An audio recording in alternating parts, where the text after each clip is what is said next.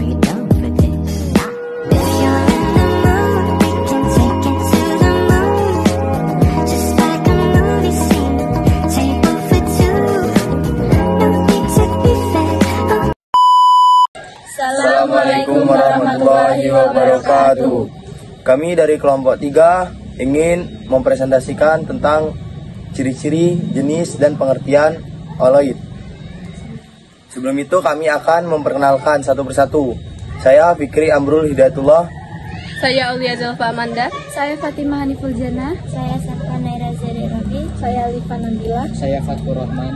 Selamat saksikan. Sistem koloid dan jenis-jenisnya. Tahukah kalian apa itu sistem koloid? Kita akan mengenal pengertian sistem koloid, perbedaan dengan larutan dan suspensi, serta jenis-jenisnya. Simak baik-baik ya. Kan pasti pernah makan burger kan? Biasanya di antara lapisan daging burger dan sayuran terdapat saus mayones. Jadi lapar deh. Tapi bukan itu yang mau kita bahas kan? Tahu nggak? Apa saja bahan untuk membuat mayones? Ternyata mayones dibuat dari campuran minyak dan telur. Dalam kimia, campuran itu ada 3 jenis, yaitu larutan, suspensi, dan koloid. Nah, mayones ini merupakan contoh koloid. Selain mayones, ada banyak sekali sistem koloid dalam kehidupan kita loh. Apa itu sistem koloid? Apa saja fenomena sistem koloid dalam kehidupan sehari-hari? Yuk simak penjelasannya. Pengertian sistem koloid. Koloid adalah jenis campuran heterogen yang terbentuk karena adanya dispersi suatu zat ke dalam zat lain yang dicampurkan. Nah, makanya dalam sistem koloid itu terdapat fase terdispersi dan medium pendispersi. Apa sih bedanya? Fase terdispersi adalah zat yang mengalami penyebaran secara merata dalam suatu zat lain. Sedangkan medium pendispersi adalah zat yang menyebabkan terjadinya penyebaran secara merata. Nah, kalian perlu tahu ya, pengertian fase di sini berbeda dengan wujud. Kenapa? Karena ada zat yang wujudnya sama, tetapi fasenya berbeda. Contohnya santan. Kalau kita lihat lebih jelas pada santan terdapat butiran minyak dalam air. Butiran minyak tersebut memiliki fase yang berbeda dengan air. Walaupun keduanya berwujud cair, butiran minyak dalam santan bertindak sebagai fase terdispersi, sedangkan air sebagai medium pendispersi. Oleh sebab itu, santan juga termasuk contoh sistem koloid yang lain karena punya fase terdispersi dan medium pendispersi.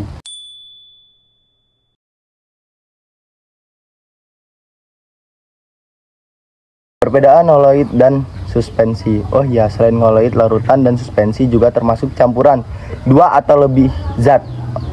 Loh, terus adanya apa antara holoid, larutan, dan suspensi? Nah, untuk memudahkan kamu membedakan holoid dengan larutan dan suspensi, perhatikan tabel berikut.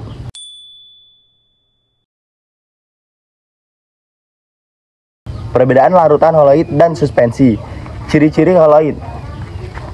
Nah, dari pengertian serta perbedaannya dengan larutan dan suspensi, kita bisa simpulkan ciri-ciri holoid, yaitu sebagai berikut. Terlihat homogen bila dilihat mata, namun berbentuk heterogen bila diamati menggunakan mikroskop ultra. Terdapat fase pardispersi dan medium pendispersi. Partikel berdimensi antara 1:100 nm, bersifat stabil, tidak dapat disaring kecuali menggunakan alat penyaring ultra. Jenis koloid. Pada koloid, fase terdispersi dan medium pendispersi bisa berwujud padat, cair, dan gas. Oleh karena itu, berdasarkan perbedaan antara fase terdispersi dan medium pendispersinya, sistem koloid dibagi menjadi 8 jenis. Di antaranya bisa dilihat di tabel berikut.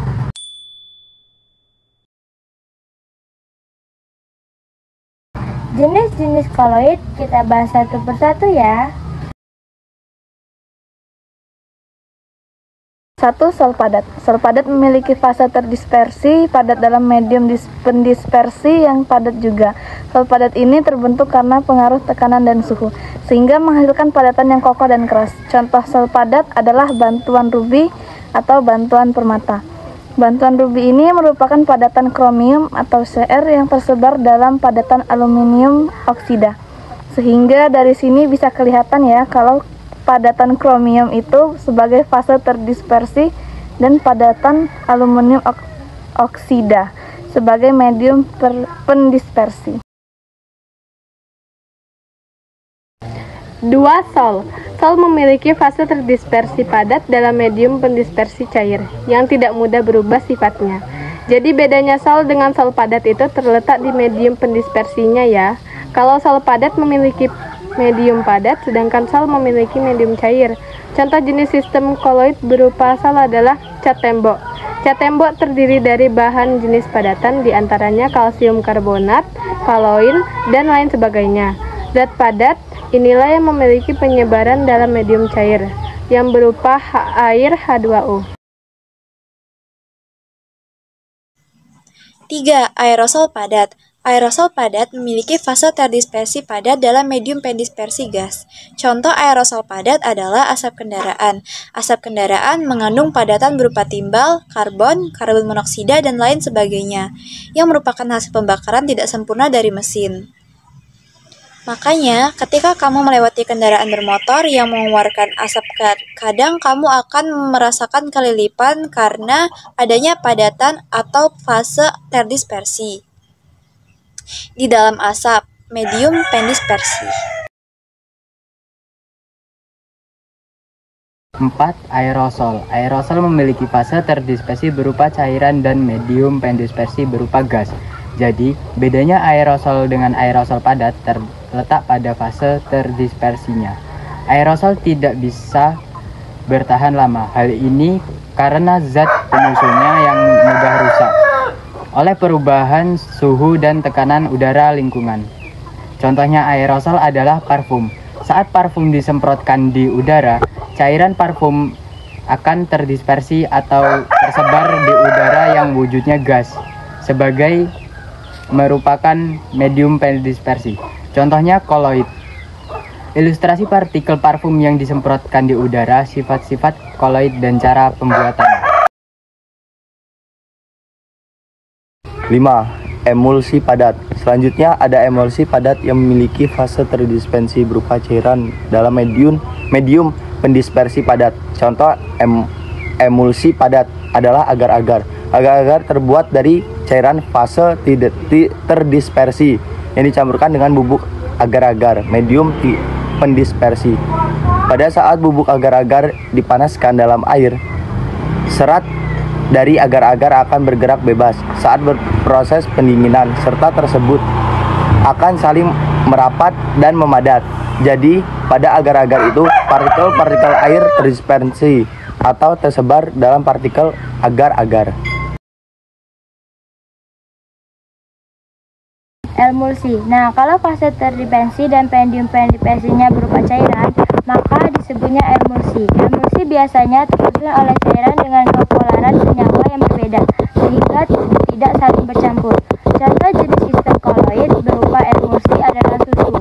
Emulsi pada campuran susu dan air itu terjadi ketika partikel air terdispersi atau tersebar dalam partikel-partikel susu. Nah, karena partikel air dan susu ini punya level kepolaran yang berbeda, maka kedua zat ini nggak bisa bercampur dengan sempurna, sehingga susu itu termasuk koloid bukan larutan. 7. Buih padat. Busa padat memiliki fase terdispersi berupa gas dalam medium pendispersi padatan, atau bisa disebut juga gas terdispersi di dalam padatan. Contoh sistem koloid berupa buih padat adalah spons. Jika dilihat, spons itu merupakan sebuah padatan, tapi ketika dipencet ternyata isinya udara. Itu tandanya partikel-partikel udara atau gasnya tersebar dalam medium padat ya. 8. Buih. Jenis koloid yang terakhir yaitu buih. Bedanya dengan buih padat, kalau buih memiliki fase terdispersi berupa gas dalam medium pendispersi cair, atau biasa disebut juga gas yang terdispersi di dalam cairan. Contoh jenis koloid berbentuk buih adalah buih sabun, karena adanya udara yang terjebak di dalam larutan sabun. Hal ini terjadi karena molekul sabun yang saling tarik-menarik membentuk jaringan atau lapisan yang dapat menjebak udara, sehingga membentuk gelembung bening berisi udara. Mengenal asam dan basa, pengertian, sifat, cara membedakan. Nah, sekarang kalian sudah tahu ya apa itu pengertian, jenis-jenis, koloid, dan contohnya dalam kehidupan sehari-hari. Oh iya, di awal penjelasan tadi kan disebutkan nih kalau mayones juga merupakan salah satu jenis koloid. Menurut kalian, mayones termasuk ke dalam koloid jenis apa ya? Ternyata mayones termasuk ke dalam jenis koloid emulsi karena medium pendispersinya. Santan tergolong jenis emulsi. Emulsi santan relatif tidak stabil karena ukuran partikel yang relatif besar. Santan yang didiamkan beberapa saat akan memisah menjadi dua fase, yaitu fase kaya air pada bagian bawah dan fase kaya minyak di bagian atas. Susu termasuk koloid jenis emulsi cair karena zat terdispersinya bersifat cair dan zat pendispersinya bersifat cair. Susu memiliki komposisi yang berkisar pada 87,7%